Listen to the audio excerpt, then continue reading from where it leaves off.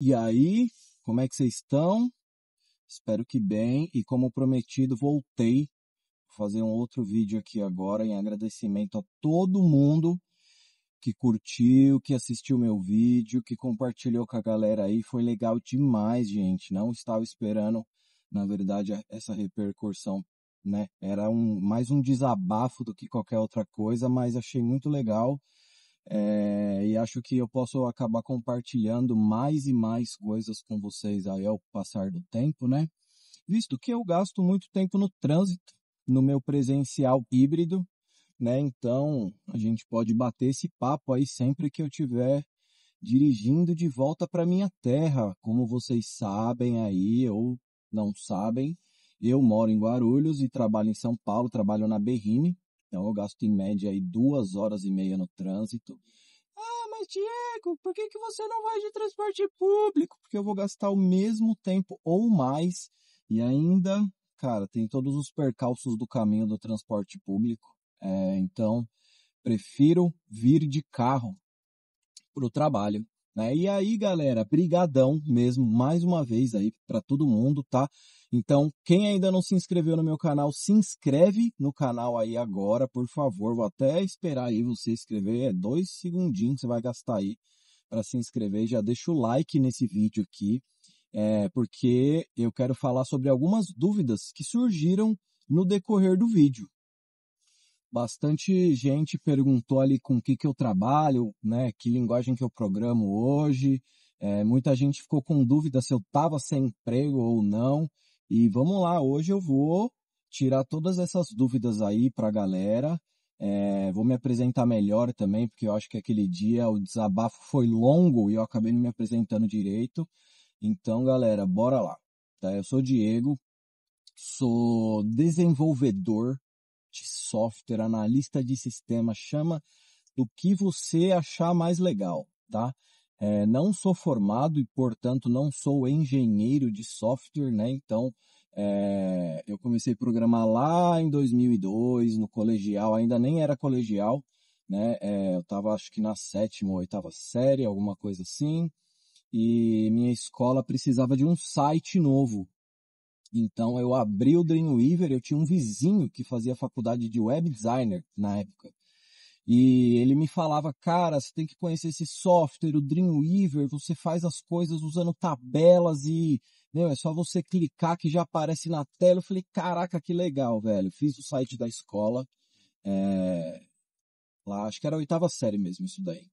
Porque eu estudei a 8ª e o primeiro numa escola, segundo e terceiro em outra. E aí eu fiz o site lá todo para a escola, no fim das contas o diretor acabou não colocando meu site no ar, né? Graças a Deus ele teve essa consciência aí e contratou uma agência para fazer de fato o desenvolvimento ali, mas cara, foi ali meu primeiro contato com o desenvolvimento e dali para frente comecei a estudar, eu ficava todos os dias desenvolvendo coisas no Dreamweaver e no Fireworks, para quem não lembra, antes do Photoshop. O Fireworks, na verdade, ele era de uma outra empresa, né, que desenvolvia, e o Dreamweaver também, né, era da Macromedia, não sei quem lembra aí da Macromedia, eles eram os proprietários, tinham Flash também, enfim, vários outros softwares aí, que depois a Adobe veio a comprar a Macromedia, né, e aí virou tudo Adobe tal, aí como é hoje, né.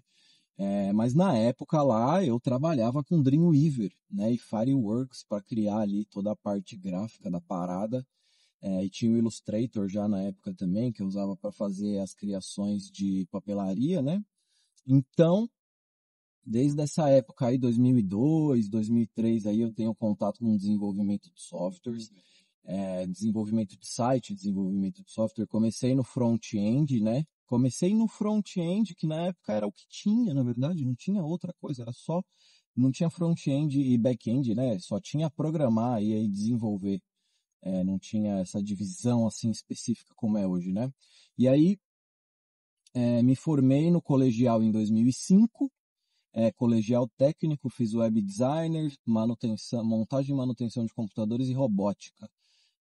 E eu podia ter optado lá também por administração, outras coisas lá, mas eu sempre gostei muito de computador, tecnologia, enfim. E é isso assim, minha formação de colégio, depois eu fui fazer faculdade, fiquei um ano parado, fui fazer faculdade depois, mas assim, galera, tudo o resto é só história, tá? Hoje eu atuo na área de tecnologia, tá? Não programo de fato, eu sou líder de alguns times, tá? De desenvolvedor, né? Então, eu cuido de algumas equipes de desenvolvimento, além de cuidar de alguns projetos também. Tenho diversos projetos dentro do meu guarda-chuva de atuação na empresa. Então eu faço bastante coisa no meu dia a dia ali, mas não me dedico a programar mais hoje. Apesar de que eu amo programar, tá? Ainda amo programar. Eu tenho 37 anos recém-completados, tá? Então, eu tenho bastante tempo de carreira aí já, né? Então eu gosto ainda de programar, mas hoje eu faço isso só por hobby mesmo, com os meus projetos. Atendia alguns clientes até um tempo atrás, né? Porque eu estava no home office e agora não estou mais, estou no híbrido, né? Para quem não sabe, estou no híbrido de 3 dias presencial e 2 dias em casa.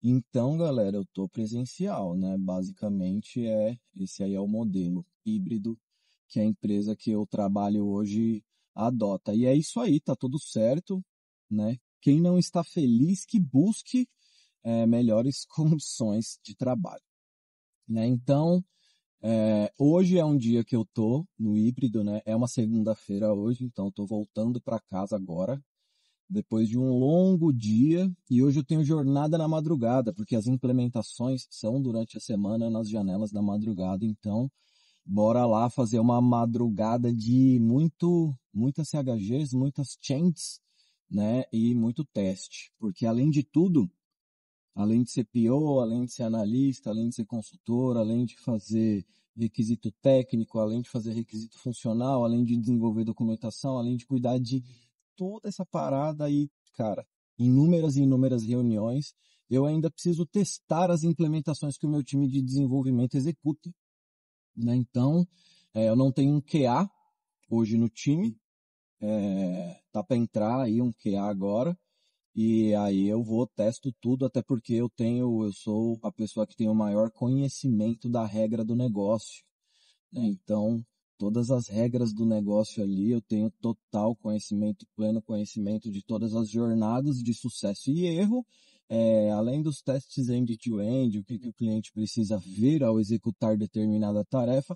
E é por isso mesmo que eu estou fazendo esse vídeo aqui, pessoal, né? O vídeo anterior, eu coloquei lá no título, né? 2 anos sem programar, tal, tal, tal. E aquilo lá foi porque eu vi no LinkedIn um rapaz programador, né, que fez aí provavelmente uma análise de desenvolvimento de sistema, não lembro, foi para o mercado procurar vaga, demorou muito para encontrar, hoje está bem desanimado lá e ele relata no post dele lá que tá 2 anos e meio procurando trabalho e tá sem trabalhar 2 anos e meio. Pô, velho, não dá, sabe? 2 anos e meio sem trabalhar é porque você tá muito focado em fazer alguma coisa, né? Eu até comentei no vídeo anterior aí que, cara, pô, hoje eu não programo e durante a minha carreira, né? Durante toda a minha carreira, eu não fui só programador, eu fiz outras coisas. Já trabalhei com marketing, já trabalhei com mídia social, já trabalhei com vendas, já trabalhei com diversas coisas, cara. Um monte de coisa aí, porque nem sempre ser programador dá, né? Nem sempre dá. Eu não tive tantas oportunidades durante a minha vida, então eu sempre tive que fazer o meu corre, vamos dizer assim. Eu tive que trabalhar para pagar as minhas faculdades, tive que trabalhar para pagar os meus cursos. Nunca tive muito alguém ali que fizesse isso por mim. E que bom, porque isso me levou a ter esse tipo de pensamento que eu tenho hoje. Porque a gente precisa se sustentar. Eu tenho filhos, então preciso sustentar meus filhos também. Tenho esposa, preciso sustentar minha esposa. Tenho casa, tenho carro. Então, cara, eu não posso me dar o luxo de rejeitar propostas, e lógico, tudo dentro ali do teu nível, daquilo que você busca para você, né? Eu tenho 20 anos de carreira, eu programo, eu não tenho a linguagem que eu programo, eu tenho a linguagem que eu gosto de programar, né? Mas não tenha, cara, a gente tem que fazer o que tem que fazer ali e quando tem que fazer, né? Então, a ideia é justamente mostrar que existem várias outras oportunidades no mercado que não seja só dentro do desenvolvimento de software, e não seja só dentro do front-end, e não seja só dentro do back-end, porque você tem ali inúmeras e inúmeras e inúmeras possibilidades, né? Então hoje eu cuido ali do time de produto, né? Como eu falei para vocês. E quando eu estava programando e nos meus projetos hoje, a linguagem que eu mais uso sempre foi o JavaScript, até porque, como eu comentei com vocês aí, eu comecei no front-end, comecei com design e designer gráfico e papelaria e todas essas coisas, e eu trabalhei no meu colegial técnico numa fábrica de sites. Então lá a gente desenvolvia templates para outras empresas, e essas empresas compravam nossos templates e contratavam outras agências para trabalhar dentro do back-end ali e tudo mais, porque na época era assim que funcionavam as coisas, né? Então eu vim do JavaScript, por herança ali do front-end, então sempre trabalhei com isso na minha vida, e quando eu decidi migrar para o back-end, eu fui direto para o Node ali, porque era a minha linguagem fácil, mas logo eu comecei a trabalhar com outras coisas, então ó, já programei no back-end ali com Node, já programei com vários frameworks de Node, já programei com Python, já programei com Golang, então já de efetivamente estar dentro de projetos, já trabalhei com essas linguagens aí. Mas já dei uma olhadinha ali, brincando, criando alguma coisinha, uma POCzinha e tal, até olhando o código de outras pessoas ali, já tive algum contato com Java, tanto dos legados aí, como das novas versões com Spring Boot e tudo mais, mas cara, minha linguagem ali do dia a dia ali é o Node mesmo, é o que está mais fácil para mim, é o que está na minha mão e visto todo o tempo que eu tenho de carreira, de trabalho, você acaba aprendendo que a linguagem ela é só uma ferramenta ali dentre tantas as ferramentas que você precisa no seu dia a dia, né? Eu opto pelo Node e opto por projetos em Node, mas cara, se tiver um projeto em Golang, assim como já teve na minha vida, a gente vai lá e desenrola, não tem problema nenhum. É só você estudar, né? O bom da nossa área, o que a gente faz do nosso dia a dia aqui é que a gente tem várias possibilidades e o estudo está palpável, né? Diferente da minha situação atual, né? Hoje, cara, eu trabalho com o produto, como eu falei para vocês, né? Eu lidero alguns times, cuido de projetos, cuido de equipes, então eu não estou no dia a dia do código, então fica muito mais difícil para mim evoluir como programador agora, né? Então assim, pô, eu não posso simplesmente pegar e durante o meu dia falar assim, não, pô, vou desenvolver uma POCzinha para esse microserviço aqui, vou usar, sei lá, Golang, velho, tá ligado? Não consigo fazer isso hoje. E o que eu tenho de serviço rodando, que é meu próprio, já está programado, né? Então eu não tenho muita margem de erro ali, porque, cara, eu tenho pouco tempo durante o meu dia, durante a minha semana, na verdade, para trabalhar em projeto paralelo e outras coisas. Preciso me dedicar à minha família e ao meu trabalho, né? Então, um conselho para vocês, cara, não se apegue muito à linguagem, se apegue mais ao conceito, né? Eu acredito que você precisa entender melhor sobre como o computador funciona, porque eu vou te falar bem a verdade, cara. Eu já tive experiência com júnior, e nem júnior, com gente iniciando a carreira, porque júnior também é algo muito recente aí, né? Desenvolvedor iniciando a carreira ali, que o cara não tinha noção de computador, sabia a diferença de memória ROM, memória RAM, não sabe a diferença de HD para memória, o que você armazena na memória do computador, o que você armazena no disco, sabe? A diferença de disco para um SSD, cara, coisas básicas da computação, né? O que é um pente de memória? Cara, se você não está conseguindo rodar uma aplicação, por quê? O que no seu computador está faltando para que aquilo ali aconteça? Eu acho que tem muitos conceitos envolvidos nisso tudo. Antes de você pensar de fato em, pô, estudei aí 3 anos numa faculdade de análise e desenvolvimento de sistemas, fiz um bootcamp legalzão aí, então, cara, eu já sou sênior. Pô, cara, você está muito longe de ser sênior. Sabe por que você está longe de ser sênior? Simplesmente porque você não tem os conceitos da programação, os conceitos da computação. Outra coisa, o que de produto você entende? Você ainda não entende de produto, você não sabe o que o seu cliente quer, você sabe o que você quer, o que você espera de um produto, o que você acha que pode ser bom, mas você é só um usuário.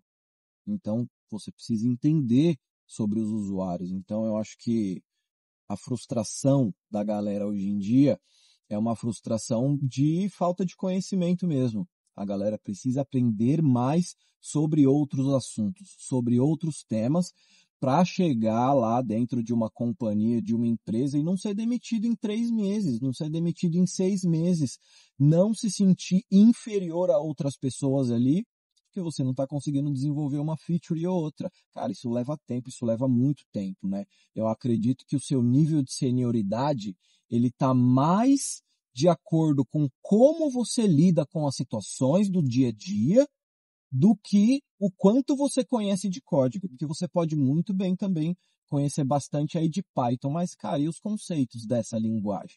Você já estudou? Você leu a documentação? Você sabe por que ela foi desenvolvida? O que essa linguagem busca atender de fato? Porque tem isso, cara. Cada linguagem busca atender uma necessidade. Às vezes você está construindo aí uma API em Spring Boot, usando MariaDB, o caralho, cara. Pô, você não precisa de nada disso aí na sua aplicação. Você só precisa aí de um Node tranquilinho com Postgre, ou se você tiver um pouco mais de conhecimento aí em banco de dados, NoSQL, coloca um MongoDB ali num servidor standard para você poder usar compartilhado. Não vai ter custo, sabe? Você está de boa, sua aplicação não atende ninguém, é só para você estudar. Tem que começar do começo, velho. Essa é a parada. Você quer resultado antes de fazer. Não dá para ser desse jeito. Você precisa primeiro fazer, passar por todas as etapas, né? Eu, quando era moleque, cara, eu nunca esqueço disso. Eu recebo bastante feedback sobre a minha comunicação dentro da empresa, né? Eu gosto muito de ajudar as pessoas no dia a dia de trabalho e até com questões básicas, sabe? Tipo, pô, a pessoa não sabe ali executar uma tarefa ali dentro da plataforma que a gente desenvolveu, pô, eu vou lá, eu ensino. É minha função? Não é minha função. Mas por que que eu não vou fazer?